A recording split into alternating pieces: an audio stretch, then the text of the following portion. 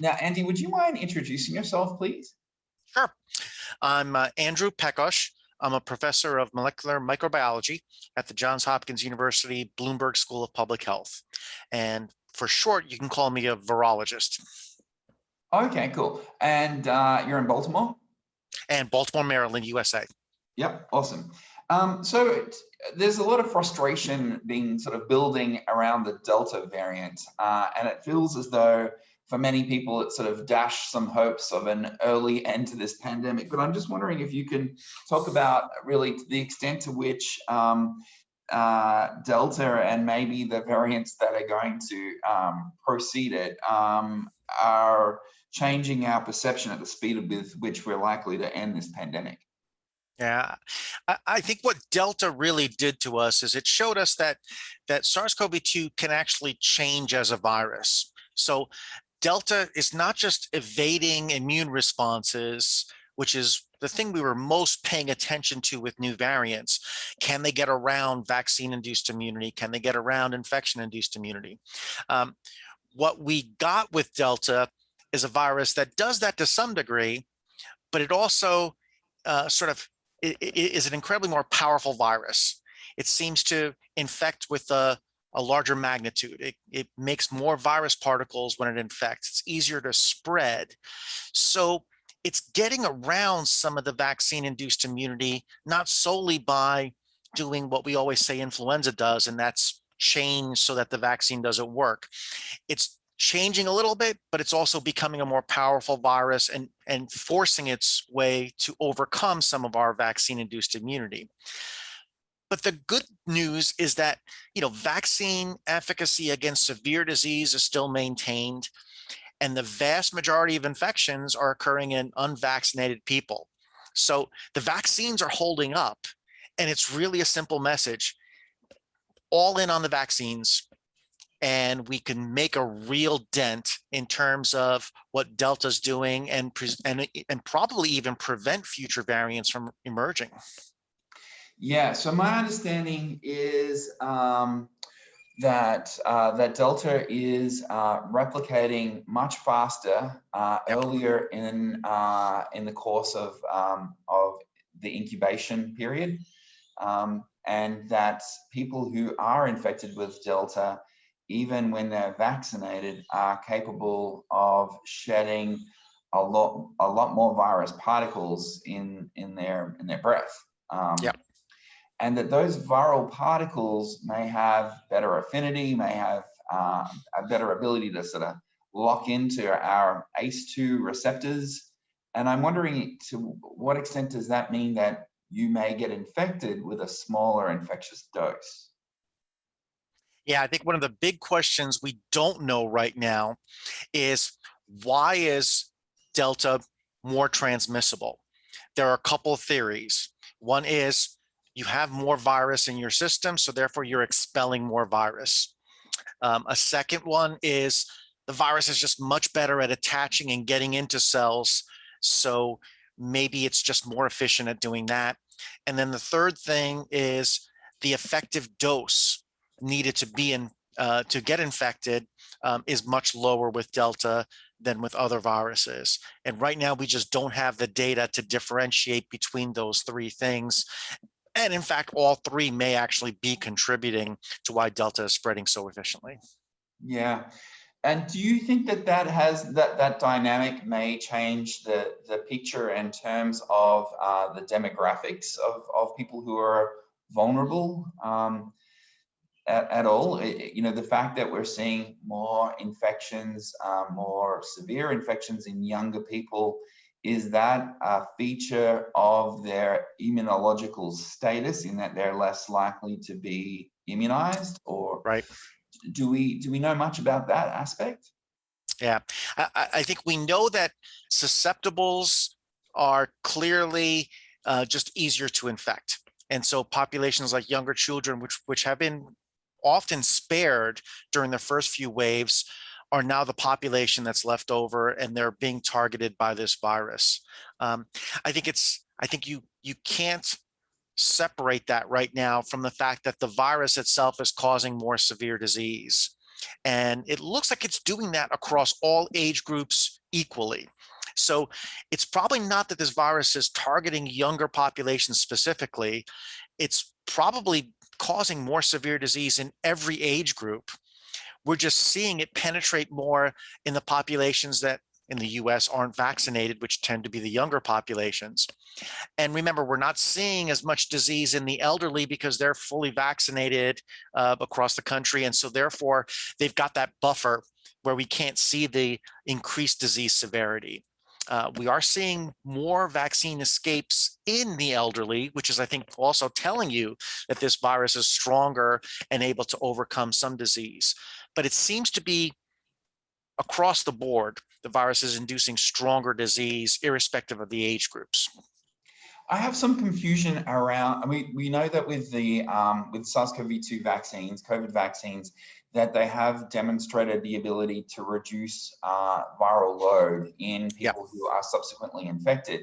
And there seems to be some data that suggests that even in fully vaccinated people who are subsequently infected with Delta, their viral load may not be that dissimilar to people who are unvaccinated and infected with Delta. Can you comment on that? Because I think there's a New England Journal of Medicine paper and others that have sort of suggested that. Yeah, and we ourselves are working on a manuscript right now that says exactly the same thing. So it seems like if you're vaccinated and you get a breakthrough Delta infection that's symptomatic, that's the important thing, you're generating symptoms. It seems like you have as much virus in your system as if you weren't vaccinated. So when the virus breaks through that vaccine immunity in a small percentage of the vaccinated people, it does so and it just bounces right into its full strength infection. What we're not seeing, because these are much more harder to track, are asymptomatic infections in vaccinated people. And that would probably tell us that the vast majority of people are actually maintaining a good level of protection against infection. It's just that an asymptomatic infection can't be tracked by the standard means. You have to set up a study that specifically randomly tests people on a regular basis, and that's just very difficult to do. So again, I think it speaks to some of the striations. We look at vaccinated people as one whole population, but we also have to realize that there can be a wide difference in the amount of antibodies people have after vaccination. And it may be that Delta is really targeting those that have lower amounts of antibody and causing these breakthrough infections with symptoms in those populations. Yeah, I just immediately thought of, I think it's the Siren study in the UK where they routinely test healthcare workers and are, I guess, able to measure in some instances the CT, the RNA values, in order to gauge the viral load. And so that would probably be a useful way of detecting asymptomatic carriage. And I can tell you that the Siren people are working hard to try to get that data out, because I just heard an update from them about, I guess about a week ago. But you're absolutely right. And that's the critical thing, because that's going to tell us if, the true level of protection. Because right now we're seeing severe disease, we're seeing symptomatic disease, but if we can also show that a large number of people are getting asymptomatically infected, and in those populations, the viral load is low, for instance, right? Then I think we've got another positive sign for the vaccine. If those studies show that even in asymptomatic people, you've got a very high virus load, then I think we really have to start thinking carefully about alternate measures that we could put in place to help improve our ability to mount an immune response to Delta. Do you think, Andy, one of the problematic features of Delta might be because of that very rapid and high replication early, that it gets to high viral titers, high viral loads before the adaptive immune responses has been able to kind of kick in and neutralize those virions? Yeah, to me, that's my favorite hypothesis right now about these breakthrough infections. We know that no vaccine really protects against infection completely. What it does is it prevents the infection from progressing. So you'll get exposed, you'll maybe get a little bit of virus infection, but because your immune system has been trained by the vaccine, usually it can respond fast enough to control that. And so a severe infection becomes a symptomatic infection. A symptomatic infection becomes an asymptomatic infection, and an asymptomatic infection becomes no infection. But what Delta may be doing is replicating so fast that that trained immunity that you have from the vaccine doesn't have enough time, in particular, to get into your nasal tract and your airways, which is where the virus is replicating. And so therefore, you're still seeing these breakthrough infections.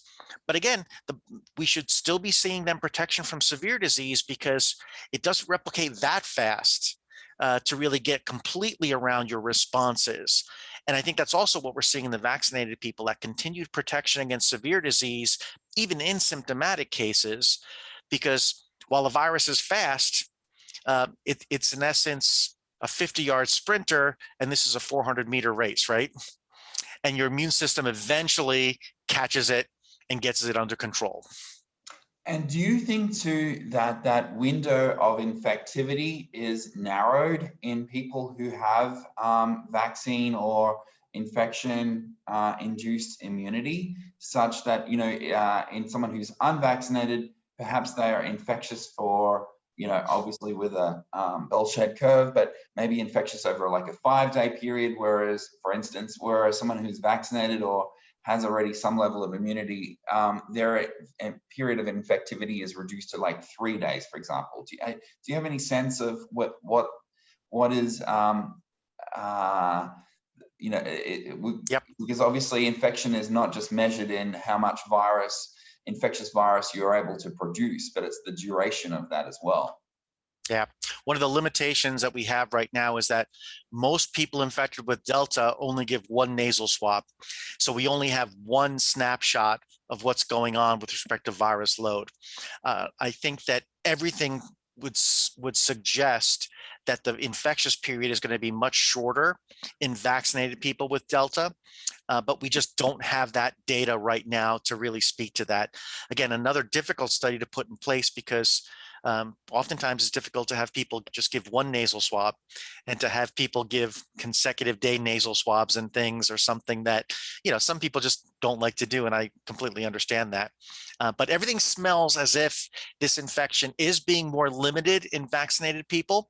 So it peaks fast, but then it drops down fast. But we need the data to really support that. I think China is perhaps a country where they may have better access to that daily swabbing material. Absolutely, absolutely. And so I think over the next couple of weeks, we'll really be looking at some of those data coming out of countries. I think, you know, one of the great things about being able to spread the news about Delta and these concerns is that now everybody's aware of this, and everybody's looking at their patients, and everybody's paying particular attention to what's going on in the Delta patients. And I think, as opposed to India, which, you know, was completely swamped when Delta emerged there in terms of their healthcare systems, and just were unable to really put together the good studies to do this. Here in the US, in Britain, in Israel, you're seeing that vaccination buys us time to study these variants. And so those are the countries that have been vaccinated that are now telling us more information about Delta, because the virus doesn't sweep through that country as quickly as it did, in example, India, Nepal, and other countries. So you talked about the virus and how it sort of replicates in the upper airways. Do you think that, and clearly the vaccines that we have today are not necessarily the vaccines we're going to still be relying on next year, and we hope that there will be better vaccines, you know, better in different measures. But do you think that we might get vaccines that are able to induce higher, a better mucosal immune response in those upper airways, better IgA antibodies that might be able to respond faster to an infection there, as opposed to like systemic vaccinations, which still do confer some level of mucosal immunity, but maybe not as good as if you were to use, for example, a nasal spray or something like that. Yeah, absolutely. I think in the short term, a vaccine that could get right into the nasal tract and generate immune responses locally that'll then persist locally would be a better thing to do. You know, the problem, of course, is that those responses also wane over time, just like your responses systemically wane. But certainly thinking about this as a mucosal infection is now the next stage going forward. Are there ways that we can figure out how to boost a vaccine response, maybe specifically within the nasal tract, to add another layer of protection? Would be an ideal way to go forward. It may be that an additional boost is going to improve responses even to a greater extent. And there's some initial data out there suggesting that boosts actually do provide stronger and broader protection, even if you use the original strains of SARS-CoV-2 as a vaccine. But again, if you think long term, if you think about this as a pathogen that is now going to be with us for a while, you've got to start thinking creatively. And we've made such tremendous progress from the vaccine standpoint that we should really try to continue to innovate and think about better ways to make these vaccines, not only to control SARS-CoV-2, but this may be the example that we can use to then control other respiratory viruses like influenza, like RSV, which is making a comeback in certain areas. So thinking about the nasal tract and the mucosal immune response is a really important thing going forward that may aid our additional vaccines to tweak that immunity just a little bit higher to protect against something like Delta. Yeah, maybe this is a little far-fetched, but I'm kind of imagining even like a powdered nasal spray that you might want to apply every couple of months, just to sort of boost your. Do you think that that is potentially feasible? Well, the nice thing about mucosal immunity is, you don't need needles, you don't need a healthcare specialist. Those are things that are essentially topical, right? And so you can think about different ways to administer that that don't require as much specialized healthcare work as possible. So, the problem is we just don't know the path forward for mucosal immunity right now. The mRNA vaccines and injection with a needle was clearly one way to go forward that worked. Project Warp Speed here in the US did have companies that were proposing alternate ways of generating vaccines that didn't require needles. None of them panned out to be good enough to induce immunity, but that thought was in place early on in the vaccine development. I think we now know where we are and can probably take a rethink and reshape our path going forward, knowing that we have vaccine strategies that work.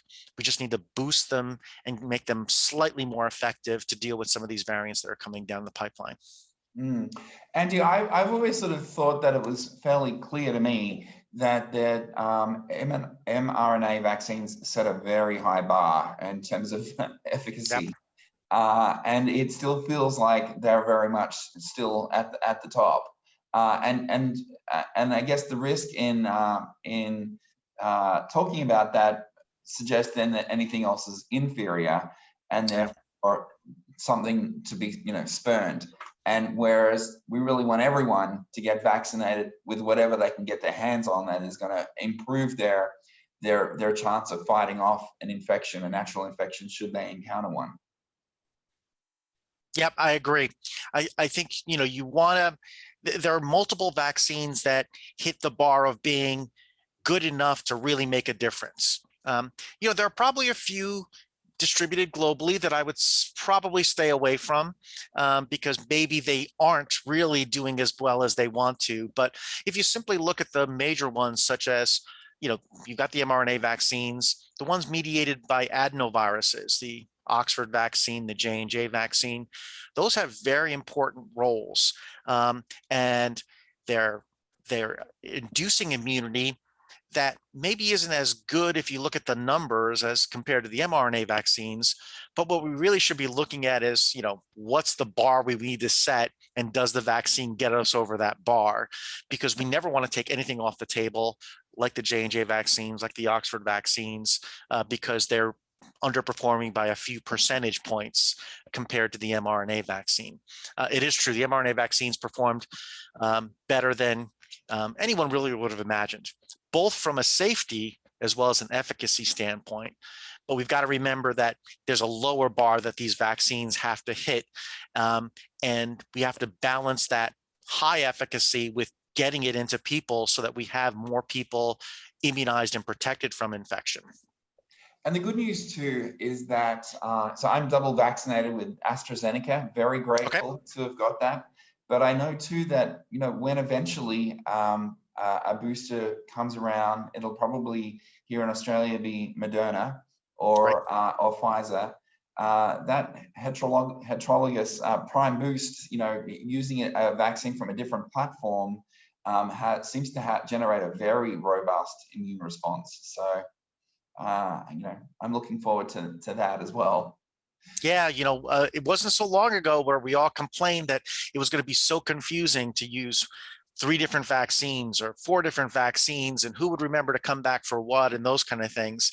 And now it really does seem like you can mix and match these, particularly once you're fully vaccinated, for those booster responses. And so it's going to simplify everything.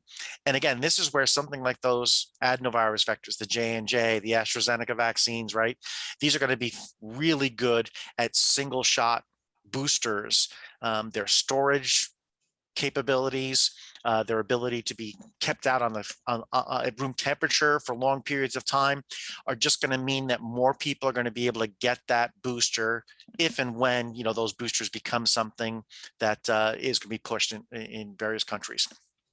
You would have saw the preprint paper that came out of the Mayo Clinic looking at comparing the Moderna versus Pfizer and showing a distinct advantage with Moderna. Do you think that that there needs to be more research to sort of validate that, or do you think that finding was pretty solid? I think you also have to remember that those 2 formulations are slightly different. And Moderna did carry with it a little bit more of a adverse effects signal with it. These studies were done quickly, these studies were done safely, but I think there's plenty of room right now to go back and reassess the formulation. The booster shots are a great example. Maybe you actually don't need as much of a booster shot as you do in the initial shots. And so if you could cut an mRNA vaccine dose by a factor of 4, think about that. You quadruple the amount of vaccine that's available. So there's still a lot of work that needs to be done in that space to make sure that we know not only what we want to immunize with, but how we can change the immunization to minimize the adverse effects and make those vaccines go farther. Yeah, no, exactly. I've had this discussion with Shane Crotty about how he looked at a quarter of a standard dose of antigen and how effective that really was, just as it seemed to provoke a similar immune response to somebody who was naturally infected. Yeah, absolutely. And, one knows that in a clinical trial, you just can't have that many variables to be tested. Some of the initial and preclinical work sets up these ranges, but then we really have to realize that, there's a time and a place to relook at that, not because there's a problem, but just because we can be more efficient at how we use these vaccines.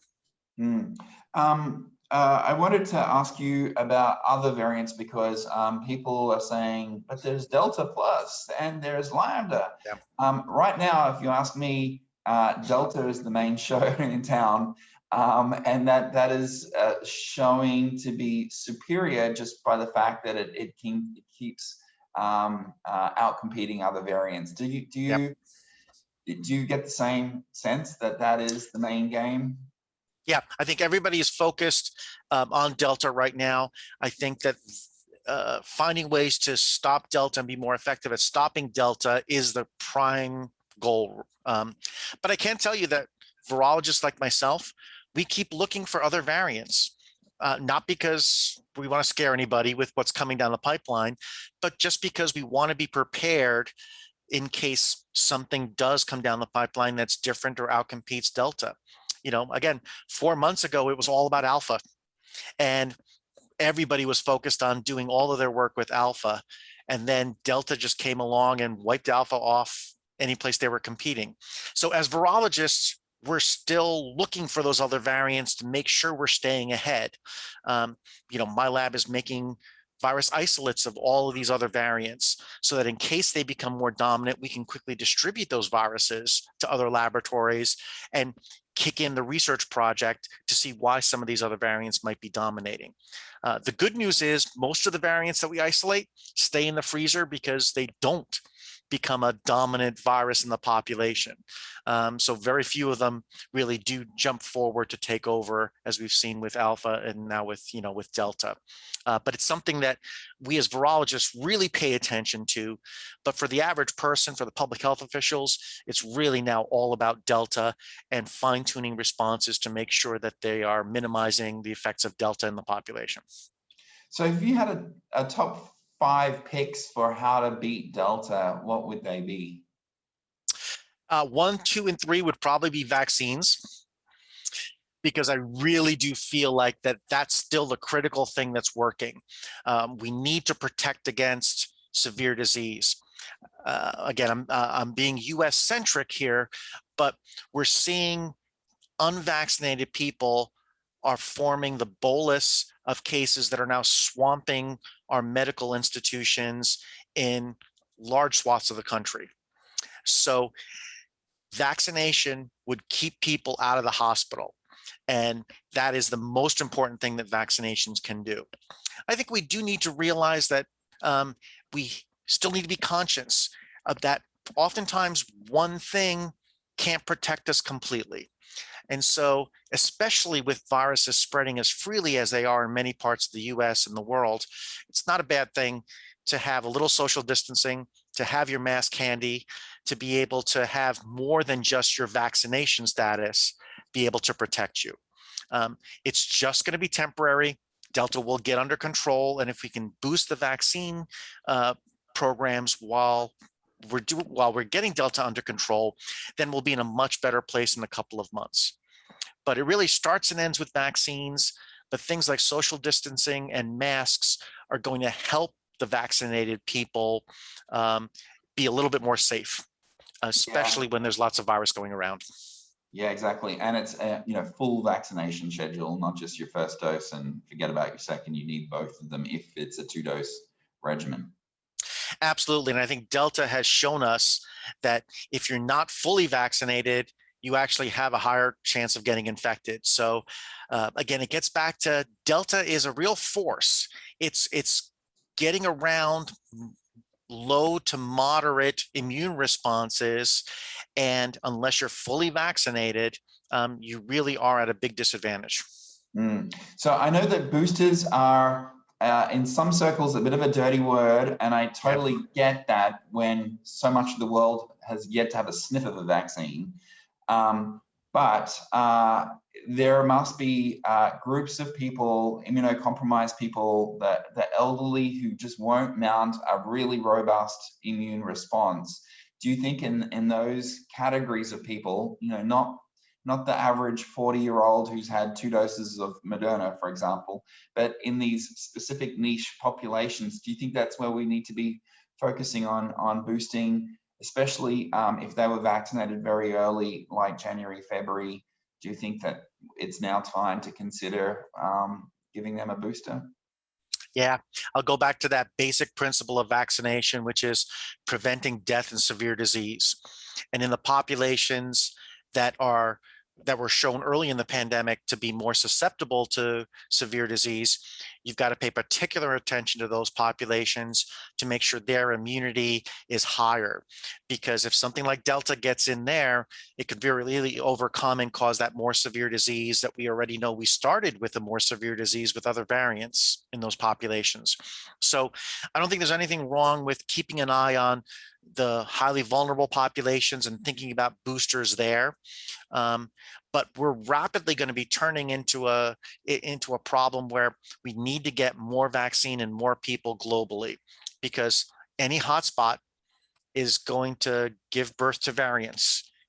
It's all about virus replication.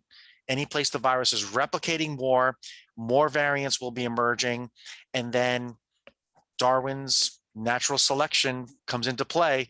As you get lots of variants emerging, the ones that are more fit are going to become the dominant. But if we can keep the replication down, then that's less likely to occur. Yeah, and I just, I think that we like to think of places like, Brazil and South Africa and India as these places that have such vast populations and where we can see a lot of transmission, and that is in fact true. But we're also seeing a lot of transmission down south in the US, in Florida and Texas and places like that. So, these variants will evolve wherever they have the opportunity to. So, yeah. And, we're just starting to see some of the sequencing from these waves, and there is a little bit of heterogeneity in the sequences that we're seeing from Delta, which again is probably what you'd expect from this much replication. But again, it's just that firm example of how if we let this virus replicate out of control, more variants are going to emerge, and Delta, which has already become Delta plus, has more of a likelihood to become Delta plus plus unless we get this under control. My understanding is that Delta plus doesn't really confer a significant advantage, is from a virological point of view. Is that right? Yeah, right now Delta plus is interesting because on paper it should be more resistant to antibodies, but in the real world it doesn't seem to have that advantage. One of the things we have to remember, well, one of the things I guess many people forget is we focus so much on the spike protein in vaccines, but these viruses have mutations all across their genome, and we're really behind in terms of understanding what some of those other mutations might be doing to the virus. But I think Delta plus is a clear example of something on paper may be predicted to be better, but it really is the context in which that mutation occurs that is going to dictate whether or not that virus really is what we call more fit to emerge. So it's great to monitor for those things, but oftentimes what looks scary on paper doesn't really become the dominant virus in the population.